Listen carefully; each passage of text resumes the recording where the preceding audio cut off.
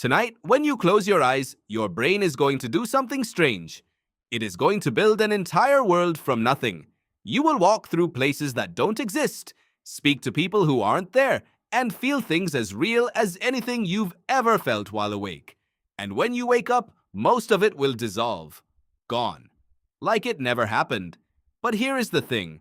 That experience, that nightly hallucination, is not a glitch. It is one of the oldest things about you. Your dreaming brain is not broken or random. It is ancient.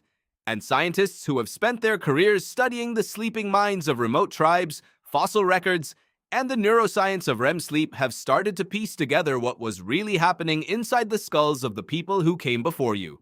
Thousands, tens of thousands, even hundreds of thousands of years ago. The question sounds simple. What did ancient humans actually dream about? But the answer reaches into something far stranger. Something that might change how you understand your own mind tonight.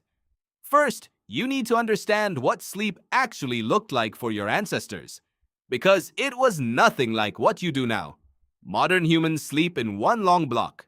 You go to bed, you wake up 8 hours later, and that is that.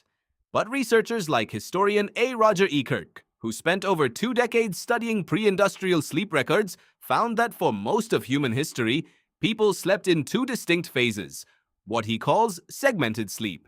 They would sleep for several hours, wake up in the middle of the night, lie still or move around quietly for an hour or 2, and then sleep again until dawn. That waking period in the dark, that quiet window between the first sleep and the second, was not considered unusual. It was simply part of the night.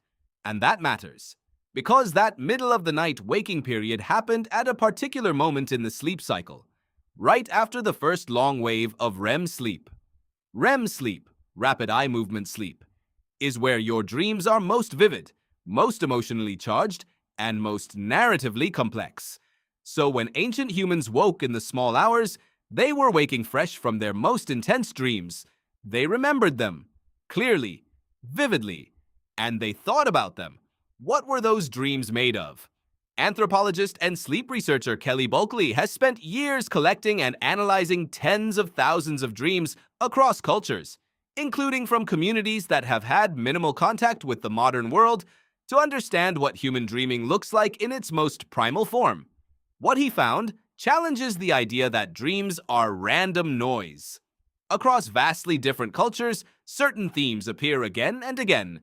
Themes that predate literacy, predate agriculture, predate civilization entirely.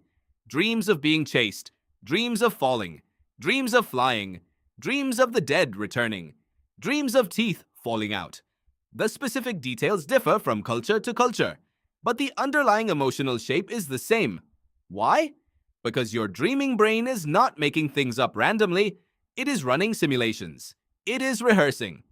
Matthew Walker, neuroscientist and author of extensive research on sleep, describes REM sleep as the brain's emotional first aid, a process where the mind replays difficult or threatening experiences, but strips out the stress hormones that made them painful, leaving behind the lesson without the trauma. For your ancient ancestors who faced predators in the dark, who navigated complex social hierarchies, who had to remember which plants were poisonous and which watering holes were dangerous, that rehearsal system was not a luxury. It was survival.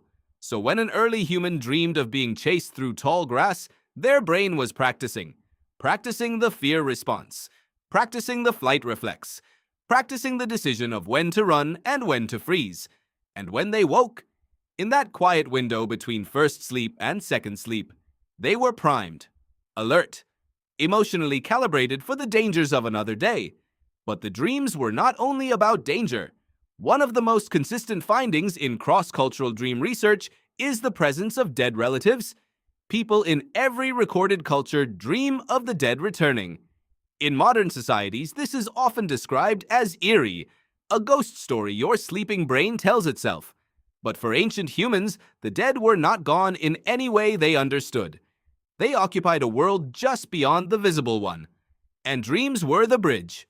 Archaeologist and prehistory researcher David Lewis Williams, who has studied rock art from ancient cultures across Africa and Europe, argues that many of the images painted on cave walls, the geometric patterns, The hybrid animal-human figures, the scenes of beings dissolving into the rock itself, are not representations of the waking world at all. They are maps of the dreaming world, the earliest human art. Some of it